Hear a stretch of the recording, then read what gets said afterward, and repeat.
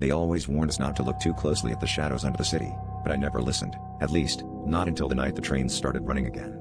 I was the only one on the platform, the only one brave, or stupid, enough to board the midnight service that hadn't operated in decades. The air inside the carriage tasted stale, tinged with metal and something older, something like secrets that had been buried too long. I tried not to meet my own reflection in the grime-smeared window, but a flicker of movement drew my eyes, a pale face pressed just on the other side of the glass. The train rumbled into motion, lights flickering overhead. The tunnels outside were darker than I remembered, the graffiti replaced by strange, spiraling symbols I couldn't decipher. Every so often, the speakers crackled with static, and in between those bursts, I could swear I heard whispering, a language that made my skin crawl. I pressed the emergency button, hoping for a conductor, but the only reply was a cold laugh echoing down the empty carriage. We passed through a station I'd only heard about in rumors, Marrowgate. The platform was shrouded in mist, and for a split second, I saw dozens of figures standing motionless in the fog, eyes hollow and searching.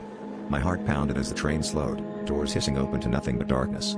Against every instinct, I felt compelled to step out, as if the shadows themselves were reaching for me. But as I turned to run, the doors slammed shut, and the train lurched forward, faster and faster, the tunnel warping around me. I realized then that every seat was now occupied by those same hollow-eyed commuters, their faces twisted in silent screams, their hands reaching for me. The last thing I saw before the lights went out was my own reflection, grinning back at me with pitch-black eyes, finally understanding what secret the subway had been hiding, and why no one ever returns from the midnight train.